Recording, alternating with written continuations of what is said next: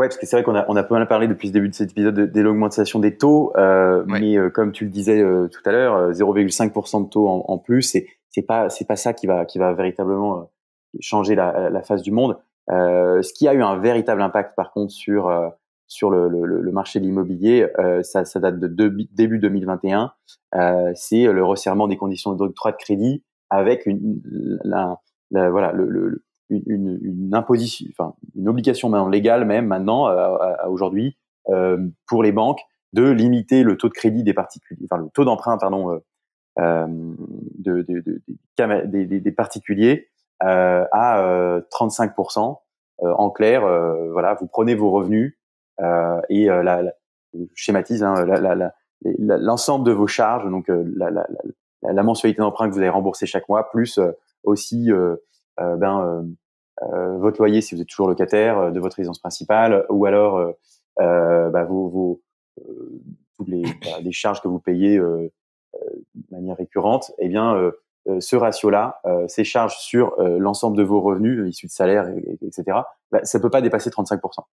Et donc, ça, c'est la première grosse, bien sûr, euh, voilà, gros changement qui a impacté fortement le marché parce que ça, voilà, limité le marché, l'accession au logement à une certaine catégorie de personnes, certaines personnes qui sont aujourd'hui exclues pour pouvoir faire un prêt. Et puis d'autres, voilà, si ça t'intéresse, on peut aller même plus en détail. Hein. Carrément. C'est pas si catégorique que ça non plus. Les banques ont toujours le droit pour 20% des dossiers, à contourner cette règle et à produire des exceptions. Voilà. Alors il faut que vous ayez une très bonne entente avec votre banquier. Ça, c'est jamais une mauvaise idée. Ou alors que vous ayez un dossier très persuasif. Comment on fait? On ramène des chocolats à Noël. Qu'est-ce qu'on fait pour bien Bah, s'entendre avec son banquier? tester, si ça se trouve, ça suffit. Pareil, là, les banquiers qui nous écoutent, dites-nous comment on fait, qu'est-ce qui vous intéresse? C'est clair. Non, mais C'est un peu un appel à la corruption là que tu nous fais. non, mais restons dans le clou, dans les clous, dans la légalité. Il n'y a pas besoin C'est clair.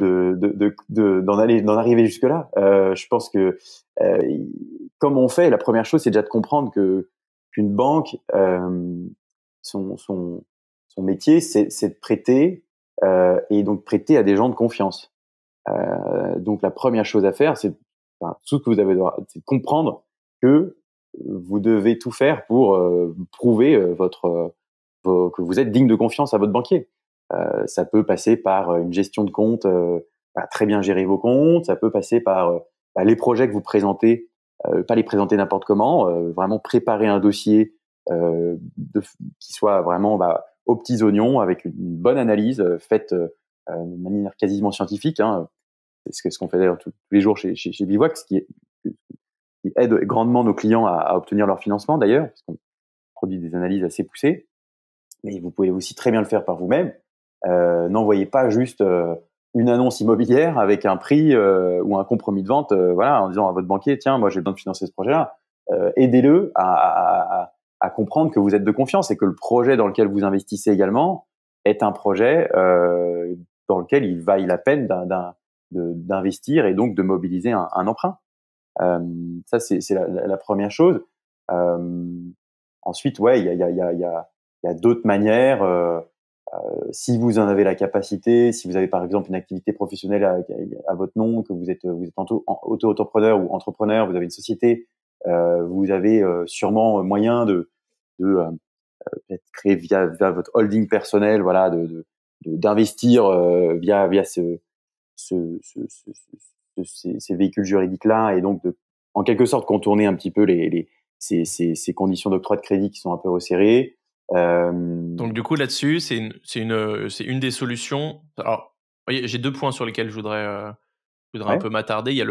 On parle en effet de tout ça, présenter un bon dossier, expliquer vraiment le projet, combien ça va rapporter, combien on estime que le bien peut prendre en valeur, etc.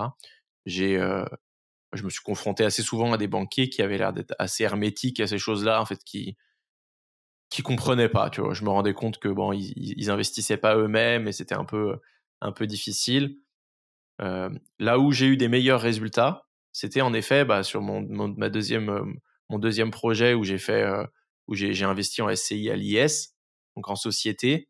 Et je me demandais un peu, est-ce que c'est parce que j'étais en SCI à l'IS que ça avait mieux marché, ou est-ce que c'est parce que j'étais tombé du coup sur un conseiller professionnel qui comprenait un petit peu mieux les choses. Et j'ai l'impression que voilà, il y a deux sujets. Investir en Je vois société, est-ce bien. que ça aide à sortir un petit peu des clous et de ces 35%, ou est-ce qu'en fait c'est uniquement finalement le contact et la bonne personne que tu as identifié dans l'agence, quoi. Eh bien, je vais te répondre que euh, c'est les deux en fait, Ouais, parce que c'est vrai que investir en société, ça peut aider à parfois, je dis bien parfois parce que il faut que votre situation personnelle, voilà, toi ça avait sûrement sens parce que t'es à ton compte, voilà, t'es entrepreneur et etc. Enfin, si vous êtes, c'est aussi parfois compliqué. Certaines banques n'acceptent pas du tout, hein. On fait des généralités là, mais voilà, il y a aussi toujours des exceptions. Certaines banques, si vous êtes salarié, voilà, que vous n'avez pas d'autres revenus par ailleurs, vous montez une SCI comme ça de nulle part, chez certaines banques, sachez-le, ça va pas passer du tout.